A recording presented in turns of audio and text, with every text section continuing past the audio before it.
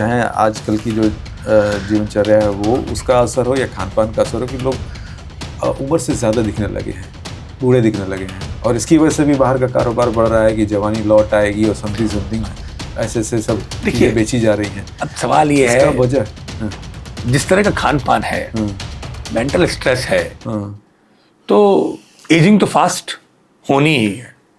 Ageing का मतलब है उत्साह। यदि आपके अंदर एक्टिवनेस खत्म हो जाए तो बुढ़ापा आ गया। अच्छा। आपकी स्किन के अंदर सॉफ्टनेस खत्म हो जाए तो बुढ़ापा आ गया। अच्छा।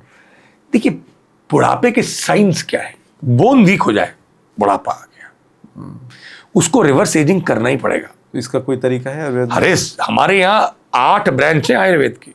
काय, बाल, ग्रह, ऊर्ध्वांग, शल्य, दंष्ट, जरा, अजरा, बुढ़ापे को ठीक करना। राजाओं के पास सब कुछ था अरविंद जी। वो जानते थे कि जाना तो है एक दिन, जितने दिन जिए जवानी में जिए। इसको बोलते हैं रसायन। ये हमारे आयुर्वेद का वन ऑफ द बेस्ट।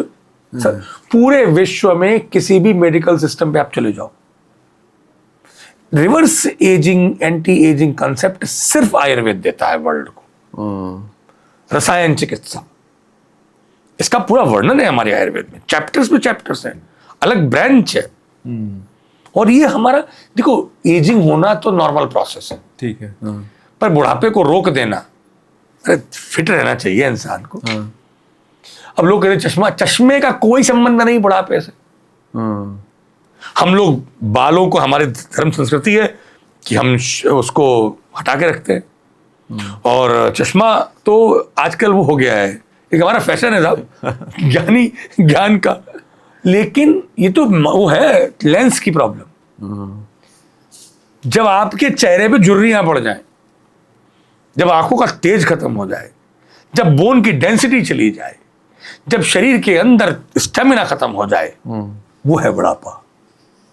बुढ़ापा रोकने का तरीका ही है आयुर्वेद। अच्छा। रोज खाइए आंवला, हाँ, 1 चम्मच आंवले का पाउडर का लेप लगाइए, और स्नान करिए, आंवला की चूर्ण स्नान। 100 वर्षम जयेत यौवने, 100 साल जीता है व्यक्ति तगड़ा हो। क्या बात है।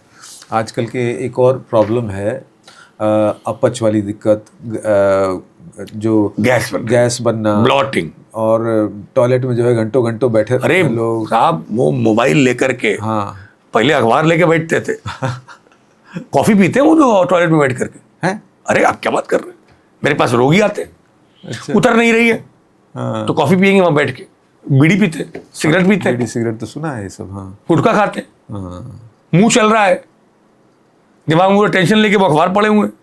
अब एक और जुड़ गया साथ में, क्या? मोबाइल। हाँ, मोबाइल तो खैर आधे घंटे बैठ रहे थे, पता नहीं रील चल रही है, और सारे पैर वैर सब सो जाते हैं। तो कुछ तो फर्क पड़ता होगा इससे ना, तभी तो लोग लेके इसको बार बार बैठते हैं। क्या है ना, वो डाइवर्ट करते हैं आदमी को एक ऑब्सेशन हो गया है बिजी रहने का। ब्रेन नॉन स्टॉप चल रहा है इंसान का, वो रात को सो भी नहीं पाता। चल रहा है तो सोच रहा है, खाना खा रहा है तो सोच रहा है, मल विसर्जन कर रहा है तो सोच रहा है, सोचता रहता है। उससे भागने के लिए उसने इस रील का सहारा लेता है। वास्तव में देखा जाए तो कहा जाता है हमारे मल विसर्जन में मन को शांत करके बैठा जाता है, तो अपने आप ही शरीर जितना भी दोष है उसको बाहर निकालने का कार्य करता है।